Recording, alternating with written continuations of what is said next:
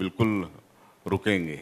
मुख्यमंत्री जी, पिछली सरकार में जैसे पीएससी की भर्तियां हुई थी, तो पीएससी की भर्ती को लेकर भी तमाम सारे सवाल उठे, बहुत सारे आरोप लगाए, बवाल भी हुए, बहुत सारे लोगों पर कार्रवाई भी हो रही है। परीक्षाओं में जो धांधली हो रही है, पर्चा लीक हो रहा है, ये देश में एक बड़ा मुद्दा हो गया है। जंतर मंतर पे भी अभी आंदोलन हुआ। आप कैसे देखते हैं, व्यवस्था कैसे सुधरेगी? देखिए, पिछली सरकार में हमारे प्रदेश के बेटा बेटियों के साथ, प्रदेश के भविष्य के जीवन के साथ खिलवाड़ हुआ और पीएससी जैसी संस्था में भी भ्रष्टाचार हुआ। उसमें टॉप 20 में जिनका भी सिलेक्शन हुआ वो सब बड़े बड़े लोगों के बच्चे उसमें शामिल थे, उद्योगपति के, नेता के, व्यापारी के, ऐसे बच्चे शामिल थे।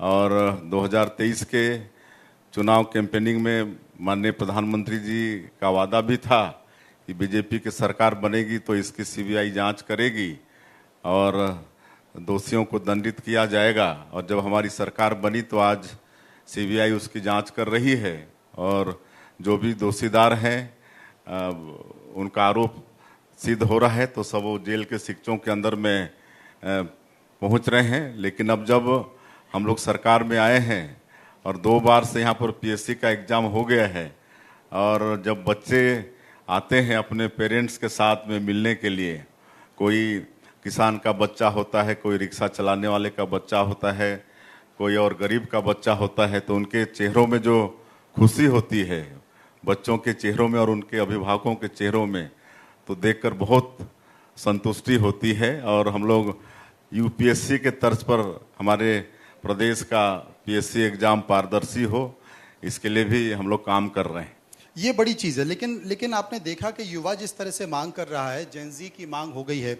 आरएसएस के मुखिया प्रमुख मोहन भागवत जी ने भी कहा था, इस बात का जिक्र किया था कि भाई सख्ती नहीं होनी चाहिए, जेनजी से या युवाओं से सख्ती नहीं होनी चाहिए, संवाद होना चाहिए, चर्चा होना चाहिए।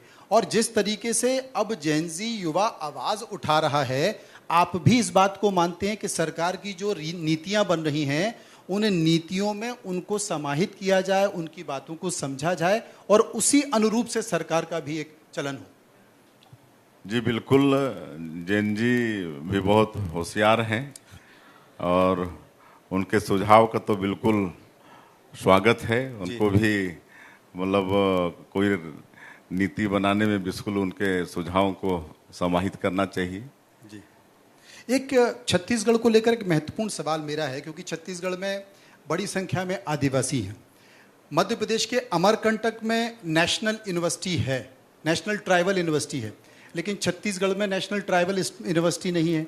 तो क्या नेशनल ट्राइबल यूनिवर्सिटी या फिर नेशनल स्पोर्ट्स ट्राइबल यूनिवर्सिटी, क्योंकि अपार संभावना है, हाल के दिनों में बहुत सारे ओलंपिक गेम्स भी हुए, ट्राइबल गेम्स भी हुए, आप मानते होना चाहिए?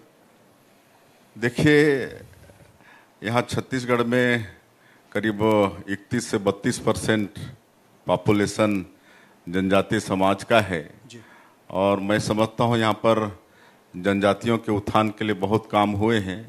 एक तो पहली बार जब श्रद्धेय अटल बिहारी वाजपेयी जी प्रधानमंत्री इस देश के थे तो मेरा सौभाग्य था कि सांसद के रूप में मैं भी पार्लियामेंट में था, तो उन्होंने पहली बार जनजातीय समाज के लिए भारत सरकार में अलग से आदिम जाति कल्याण मंत्रालय का गठन किया। इसके पहले अलग से मंत्रालय का गठन नहीं था, दूसरे मंत्रालय में समाहित था। लेकिन उन्होंने विपक्ष की राजनीति बहुत की थी, छत्तीसगढ़ जैसे प्रदेश से भी वाकिफ थे और पूरे देश में आज जनजाति समाज की आबादी करीब 12 करोड़ से ज़्यादा है। उस समय कम थी जब उन्होंने मंत्रालय का गठन किया, लेकिन उनको यह आवश्यकता महसूस हुई कि ये जो समाज जो जंगलों में भी रहता है और शिक्षा विकास हर दृष्टिकोण से पीछे है, तो इनके विकास के लिए अलग से मंत्रालय का गठन किया जाए। और उन्होंने किया और आज मतलब बजट का अलग से प्रावधान है, तो निश्चित रूप से उसका लाभ भी आज हमारे छत्तीसगढ़ जैसे प्रदेश को भी मिल रहा है। धरती आबा ग्राम उत्कर्ष योजना उन्होंने ट्राइबलों के लिए शुरू किया है, जिसमें हमारे छत्तीसगढ़ का करीब 6000 600 से ज़्यादा गांव शामिल है। और जनजाति समाज में भी विशेष पिछड़ी जनजाति समाज और है। और छत्तीसगढ़ में ऐसी 5 जाति हैं, कोरवा, बिरहोर, बैगा, कमार, अबुझ माड़िया, जिनकी संख्या मतलब 5 जाति की संख्या मिला के करीब 2.5 लाख आबादी है, मतलब पूरे प्रदेश में। और बिरहोर, मेरे क्षेत्र में बिरहोर हैं जिनकी आबादी तो 1 लाख में भी नहीं है। तो ऐसे जनजातियों के लिए पीएम जनमन योजना की शुरुआत माननीय प्रधानमंत्री जी ने किया है। और इस योजना के माध्यम से उनका जो बसाहट है वहाँ भी सड़कें बन रही हैं, उनका प्रधानमंत्री आवास 2 लाख का बन रहा है, वहाँ पर राशन कार्ड बन रहे हैं, नल द्वारा पानी पहुँच रहा है। हम अभी जो सुशासन तिहार हम लोग चलाए तो उसमें हम बहुत उनके गांव में भी गए, उनके घरों में भी गए। तो इस तरह से जनजाति समाज का विकास वहाँ से भी हो रहा है। और हम लोग भी यहाँ छत्तीसगढ़ में जब डॉक्टर रमन सिंह जी मुख्यमंत्री थे तो सरकार की जो योजनाओं का लाभ तो मिलता ही है, चाहे वो आवास का हो, चाहे बिजली पानी, सबका फायदा तो मिलता ही है। लेकिन एक मिनट, लेकिन जनजाति समाज में संसाधन की कमी किसी भी तरह से नहीं रहे, इसलिए 2 विकास प्राधिकरण का गठन उन्होंने किया।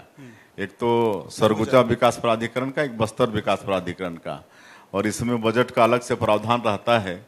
और जहां पर सरकार की योजना का लाभ नहीं दे पाते हैं लेकिन वो आवश्यक है कि वो काम हो, तो ऐसे काम के लिए ये दोनों विकास प्राधिकरण से काम करते हैं। और जहां तक शिक्षा की बात है, कहे कि बिना शिक्षा के विकास संभव नहीं है। हमारे पुरखों ने कहा है कि शिक्षा विकास का मूल मंत्र है। तो शिक्षा को भी बढ़ाने के लिए आज बहुत व्यवस्था है छत्तीसगढ़ के अंदर में। आज हर गांव पंचायत में primary school, middle school, high school, higher secondary, हर विकास खंड में कॉलेज की स्थापना है। और यहाँ पर प्रदेश स्तर में रायपुर में शिक्षण की जितनी भी संस्थाएं हैं वो सारी संस्थाएं हैं। वो तो शिक्षा को आप एआई से भी जोड़ रहे हैं, वर्चुअल एजुकेशन से भी जोड़ रहे हैं, वो एक अच्छा संकेत। और अभी बस्तर जब नक्सल मुक्त हो रहा है जी, तो आपका जो ओरछा और जगरगुंडा है, इस साल के बजट में वहाँ पर एजुकेशन सिटी बनाने के लिए पर्याप्त व्यवस्था किए हैं। एक शिक्षा मिशन, उस पर भी हम लोग काम कर रहे हैं। तो इस तरह से शिक्षा को यहाँ बढ़ाने के लिए काम कर रहे हैं। मेरा सवाल था कि ज्ञानेश्वर यादव की सफलता के बाद अपार संभावना है खेल की, खासकर ट्राइबल बेल्ट में जी, तो उसको लेकर ट्राइबल यूनिवर्सिटी, स्पोर्ट्स यूनिवर्सिटी को लेकर कुछ प्लान है क्या? नहीं, अभी तो देखिए होना तो चाहिए, इसके लिए आगे बात भी रखेंगे भारत सरकार के सामने में। यहाँ अमरकंटक में ट्राइबल यूनिवर्सिटी है और पूरे देश में मेरे ख्याल से 2 या 3 ही ट्राइबल यूनिवर्सिटी है। और एक मांग वैसे आ रही है ट्राइबल यूनिवर्सिटी की, आपका झारखंड, उड़ीसा और छत्तीसगढ़ का जो बॉर्डर है वहाँ पर एक ट्राइबल यूनिवर्सिटी की मांग वर्षों से हो रही है। और इसको हम लोग अवगत कराए हैं भारत सरकार को, और वो हो जाएगा तो बहुत अच्छा होगा। स्वास्थ्य एक बेसिक मुद्दा है किसी भी राज्य का, और छत्तीसगढ़ में चूंकि सुदूर इलाके हैं, बहुत दूर के इलाके हैं, वहाँ की स्वास्थ्य सुविधाओं की स्थिति अभी भी थोड़ी कम है। तो क्या मेडिकल कॉलेज की सीटों को बढ़ाने के लेकर या एमबीबीएस की सीटों बढ़ाने को लेकर कोई कार्य योजना है सरकार की? जी बिल्कुल है।